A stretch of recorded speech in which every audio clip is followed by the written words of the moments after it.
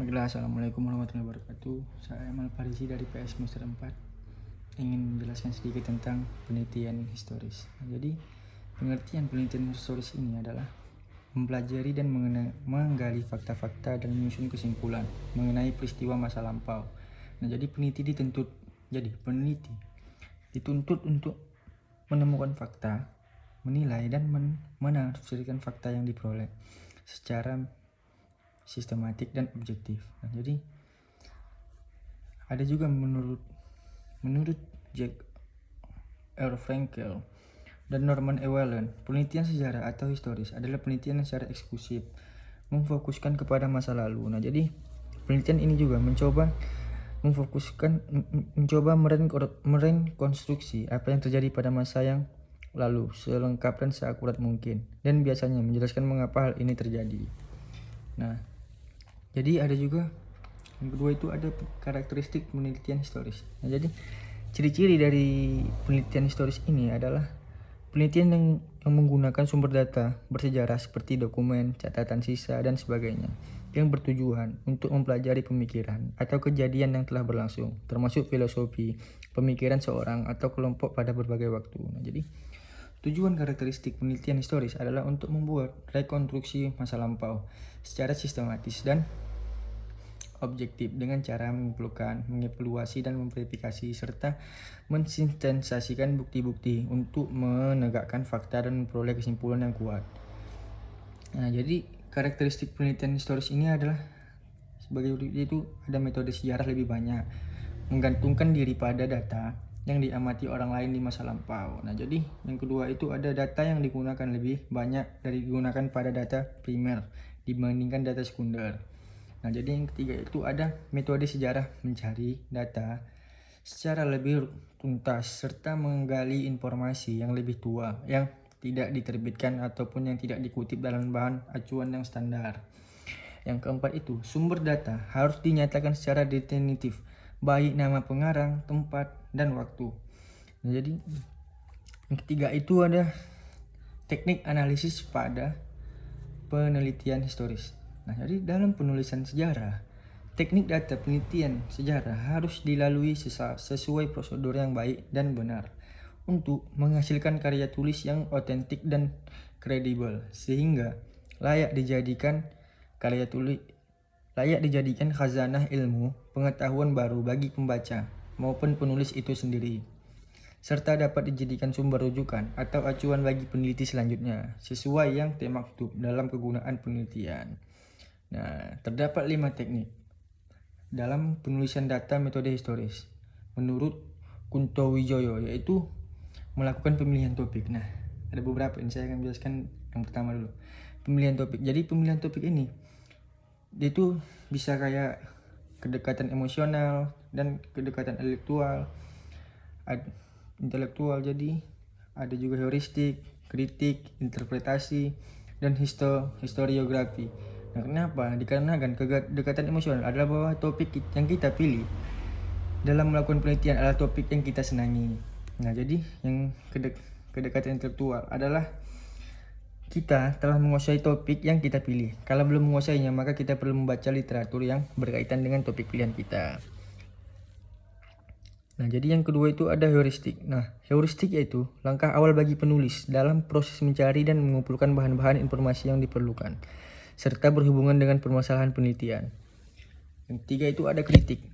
Kritik yaitu kegiatan untuk menyelidiki apakah sumber sejarah itu sejati atau otentik dan dapat dipercaya atau tidak. Jadi yang keempat itu ada interpretasi. Interpretasi yaitu penafsiran dan analisis terhadap data dan fakta, menghubungkan berbagai data dan fakta serta membuat tafsirannya. Yang kelima itu ada historiografi. Historiografi yaitu langkah akhir dari metode sejarah. Dalam kegiatan ini, peneliti menyajikan hasil temuan sejarah pada tahap heuristik, kritik, dan interpretasi yang digunakan sebelumnya dengan menggunakan cara menyusunnya menjadi sebuah tulisan yang jelas dalam bahasa yang mudah dimengerti dan dipahami dalam kaidah-kaidah ilmiah. Dan selanjutnya saya akan menjelaskan sedikit tentang penelitian etnografis. Jadi pengertian dari penelitian etnografis ini adalah yang seperti kayak lukisan, gambaran atau uraian. Nah, jadi gambaran suatu suku bangsa yang berkaitan erat dengan kebudayaannya atau dapat dikatakan etnografi adalah uraian atau gambaran tentang bangsa-bangsa di suatu tempat dan di suatu waktu. Nah, jadi ada juga menurut Dr. Amri Marzali ditinjau secara harfiah. Etnografi berarti tulisan atau laporan tentang suku bangsa yang ditulis oleh seseorang antropolog atas hasil penelitian lapangan selama sekian bulan atau sekian tahun. Jadi etnografi ini juga merupakan kegiatan penulis untuk memahami orang-orang berinteraksi dan bekerja sama melalui fenomena teramati kehidupan sehari-hari. Dengan kata lain, penulis terlibat langsung dengan objek. Nah, yang kedua itu ada karakteristik dari penelitian etnografis. Nah, menurut Creswell dalam bukunya Educational Research Planning, Conducting and Evaluating Continuous. Nah, jadi ada itu menurut Creswell ada beberapa penjelasannya, itu ada cultural theme atau tema budaya. Nah, jadi etnografi biasanya mempelajari tema budaya yang berasal dari antropologi budaya. Ada juga a culture sharing group atau kelompok budaya. Nah, etnografi mempelajari kelompok budaya di satu lokasi. Dalam mempelajari suatu kelompok, etnografi mengidentifikasi satu situs, misalnya ruang kelas SD, mencari kelompok dalamnya, misalnya kelompok membaca, dan mengumpulkan data tentang kelompok, misalnya mengamati saat kegiatan membaca. Nah, ada juga fieldwork atau penelitian lapangan. Nah, dalam penelitian ini, fieldwork bermakna tempat di mana peneliti dapat menggabungkan data pada setting, tempat dan lokasi yang dapat dipelajari. Nah, ada juga yang keempat itu description in ethnography atau deskripsi. Nah, merupakan gambaran terperinci dari objek yang dilakukan penelitian. Yang kelima itu ada a context atau konteks dan pengaturan. Nah, jadi konteks dan pengaturan ini merupakan suatu tempat, situasi atau lingkungan yang melingkupi kelompok budaya yang dipelajari. Yang keenam itu ada research reflexive atau refleksi peneliti. Nah, jadi refleksi peneliti harus mengacu pada sebuah kondisi di mana seseorang peneliti dalam kondisi yang sadar dan terbuka atas perannya sebagai peneliti, yang dengannya dapat timbul rasa saling percaya antara peneliti dan objek yang ditelitinya. Yang ketiga itu ada teknik analisis data pada penelitian etnografis. Nah, jadi teknik analisis data yang digunakan dalam penelitian etnografi adalah teknik analisis tematik. Etnografi dalam upaya mendeskripsikan secara menyeluruh karakteristik kultural yang mempengaruhi perilaku sosial individu. Nah, jadi